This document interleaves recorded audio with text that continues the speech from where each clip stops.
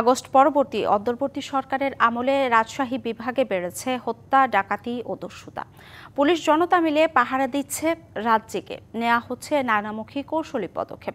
তবে অপরাধ নিয়ন্ত্রণে ধনী গরিব বৈষম্য দূর করা, ৫ই আগস্টের পর বন্ধ হয়ে যাওয়া শিল্প কারখানা শ্রমিকদের কর্মসংস্থান, বিভিন্ন ভাতা চালুর উপর জোর দিচ্ছেন নাগরিক সমাজের প্রতিনিধিরা। শেখ হাসিনা সরকারের পতনের আগের ৬ মাস অর্থাৎ গত বছরের ফেব্রুয়ারি থেকে জুলাই পর্যন্ত রাজশাহীর ৮ জেলায় অপরাধের ঘটনা ১৩,২১৬টি, আর ৫ই আগস্ট পট পরিবর্তনের পর থেকে জানুয়ারি পর্যন্ত এই সংখ্যা ৮,৮১৮টি।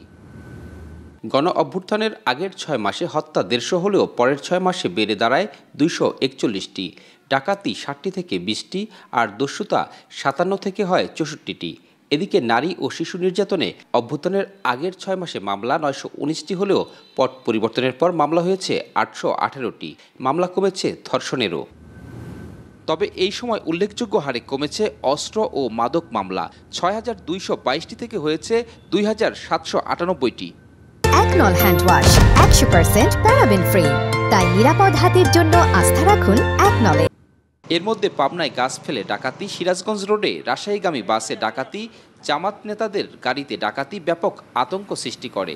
আমরা তাদের অস্ত্রের মুখে জিম্মি এবং অসহায়, এমনকি মনে হচ্ছিল যে আমরা যদি একটু দেরি করি আমাদেরকে মেরে ফেলবে। যে একটু দিতে চাচ্ছে না তাকে মারধর করে জোরপূর্বক জিনিসপত্র নিয়ে নেয় তারা। বোঝার মতো কোনো ক্যাপাসিটি নাই, অর্থাৎ যাত্রী বেশি উঠতেছে, ওইটা ড্রাইভারের সরাই ওরা নিজেই ড্রাইভিং করতেছে, কাজ শেষ, গাড়ি এক সাইডে ফেলাই দিয়ে চলে যাচ্ছে। সচেতন নাগরিকরা বলছেন ৫ই আগস্টের পর অস্থিরতায় পুলিশ ঠিকমতো কাজ করতে পারছে না। বিক্ষুব্ধ জনতার হামলায় অনেক শিল্প কারখানা ক্ষতিগ্রস্ত হওয়ায় বেকার হয়ে পড়েছেন কর্মীরা। তাদের মধ্যে কারো কারো অপরাধে জড়িয়ে পড়ার শঙ্কা আছে।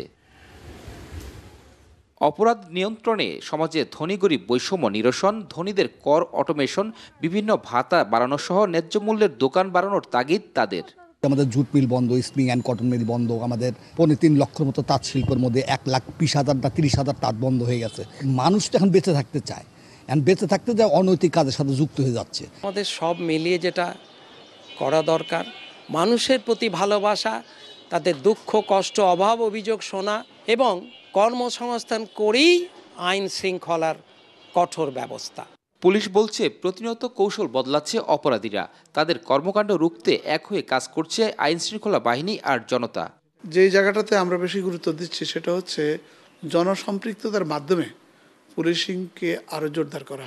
আমরা জনগণকে আশ্বস্ত করতে চাই যে পরিস্থিতি বিদ্যমান রয়েছে তার ধীরে ধীরে উন্নতি হচ্ছে। দ্রুত আইন শৃঙ্খলা পরিস্থিতি স্বাভাবিক করার দাবি সাধারণ মানুষের।